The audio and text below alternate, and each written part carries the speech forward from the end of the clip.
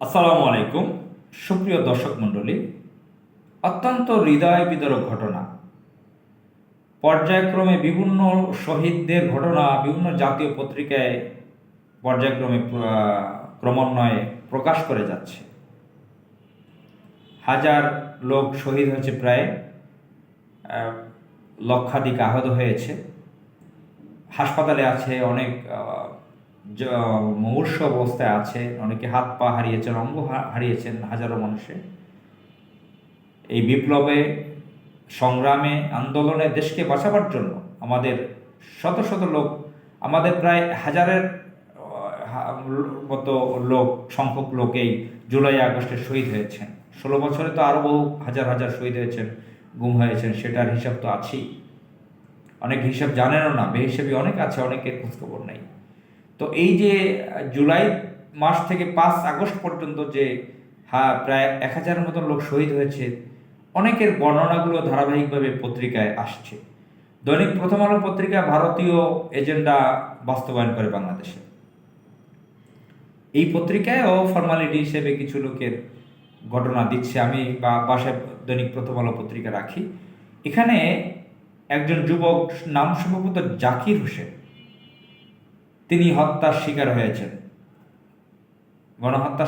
হত্যার শিকার হয়েছেন। এই বর্বর অসভ্য অবৈধ আওয়ামী লীগ সরকার তাকে হত্যা করেছে। তার কন্যা শিশু বলতেছে, আমি পত্রিকাটা আপনাদেরকে পড়ে হুবহু শোনাচ্ছি না, কোট করছি না, হাতের কাছে নেই, অন্য রুমে এখন। তো যেটা দেখে আসলাম, বাচ্চাটার নাম, মেয়েটার নাম হচ্ছে রামিসা। সে বলতেছে, আমি কি আর বাবার সাথে ঘুমাইতে পারবো না, এই প্রশ্ন করছে। সে জানালার পাশ দিয়ে তার বাবার কবরের দিকে তাকিয়ে আছে এবং বলছে পরিবারের লোকজনকে, আমি কি আমার বাবার সাথে আর ঘুমাতে পারবো না, এমন কথা বলছে। আমার কলিজাটা ফেটে যায়।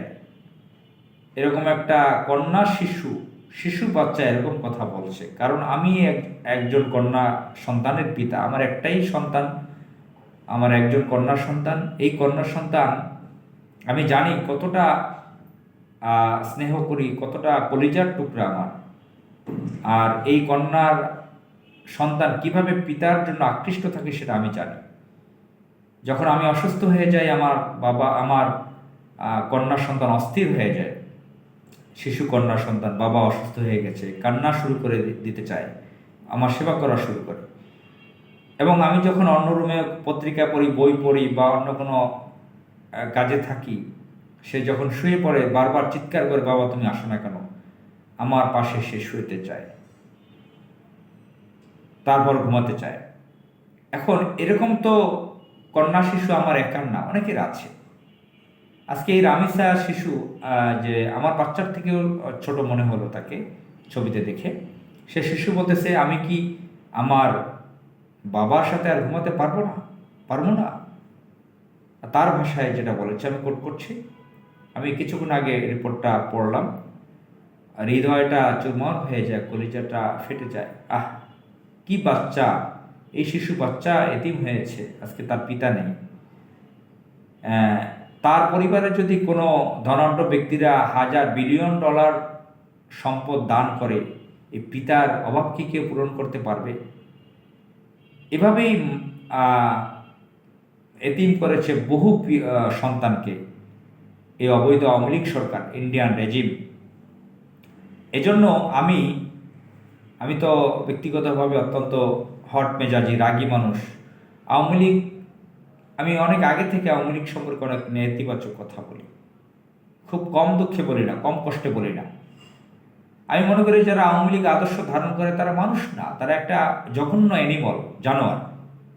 শুধু আওয়ামী লীগের নেতা বা যারা ক্ষমতায় ছিল তারাও না, যারা আওয়ামী লীগকে সাপোর্ট করে, যারা আওয়ামী লীগ অবৈধ সরকারের পক্ষে এখনো কথা বলে, তারা মানুষ নামের জানোয়ার।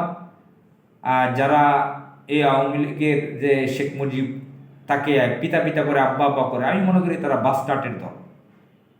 কোনো সুস্থ মস্তিষ্কের মানুষ আওয়ামী লীগ করতে পারে না, এগুলো বাস্টার্টের দল। কোনো সুস্থ মস্তিষ্কের মানুষ, কোনো বিবেকবান মানুষ, যার মধ্যে মনুষ্যত্ব আছে, সে কখনো আওয়ামী লীগ করতে পারে না। একটি জঘন্য আদর্শের নাম একটি জঘন্য সন্ত্রাসী, একটি অসভ্য বর্বর বাহিনীর নাম আওয়ামী লীগ, যারা ভারত কর্তৃক পরিচালিত একটি সন্ত্রাসী সংগঠন। আমাদের এই বাংলাদেশকে একটি মুক্তিযুদ্ধের মাধ্যমে, বিপ্লবের মাধ্যমে আবার 2024 সালে, ইংরেজি 2024 সালে দেশ স্বাধীনতা অর্জন করেছে। এই বাংলাদেশ থেকে সকল আওয়ামী জীবকে হটাতে হবে, বিতাড়িত করতে হবে, সকল আওয়ামী শয়তানের রেপ্লিকাদেরকে বাংলাদেশ থেকে বিতাড়িত করতে হবে। এটাই আমাদের মিশন হওয়া উচিত। বাংলাদেশে কোনো আওয়ামী লীগ থাকবে না। বাংলাদেশ থাকবে শান্তিকামী মানুষের জন্য, যাদের মধ্যে মানবতা আছে, যাদের মধ্যে মনুষ্যত্ব বোধ আছে, দেশপ্রেম আছে, যারা ভারতের থেকে নিজের দেশকে ভালোবাসবে, প্রতিবেশী দেশের প্রতি তাদের সম্মান থাকবে, কিন্তু নিজের দেশকেই বেশি ভালোবাসবে, যারা মানুষকে গালিগালাজ করবে না, মানুষকে হত্যা করবে না, যারা মানুষের সম্পদ লুণ্ঠন করবে না, দেশকে ভালোবাসবে, দল মত নির্বিশেষে যারা দেশকে ভালোবাসবে, যাদের মধ্যে মানবাধিকার থাকবে, মানবাধিকার নিয়ে কাজ করবে, মানবাধিকারের পক্ষে কথা বলবে, তাদের জন্যই বাংলাদেশ। আওয়ামী শুয়োরের বাচ্চারা, আমি বলবো, খুব কষ্টে বলতেছি কথাগুলো, শুয়োর একটি নিকৃষ্ট পশুর নাম। এই আওয়ামী শুয়োরের বাচ্চা বাস্টার্ডের দলদের বাংলাদেশে রাখা যাবে না। এই যে শিশুদের হাহাকার, যে কান্নার ঘটনাগুলো প্রতিদিন পড়ে যাচ্ছে, আর আমার হৃদয়টা, পরিচয়টা ফেটে যায়। কত পিতাকে তারা হত্যা করেছে, কত সন্তান এতিম হয়েছে,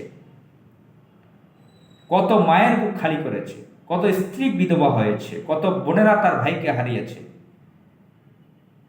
আমরা এই জঘন্য আওয়ামী বংশকে বাংলাদেশে দেখতে চাই না। বাংলাদেশের মাটি থেকে তাদেরকে বিতাড়িত করতে হবে। আসসালামু আলাইকুম।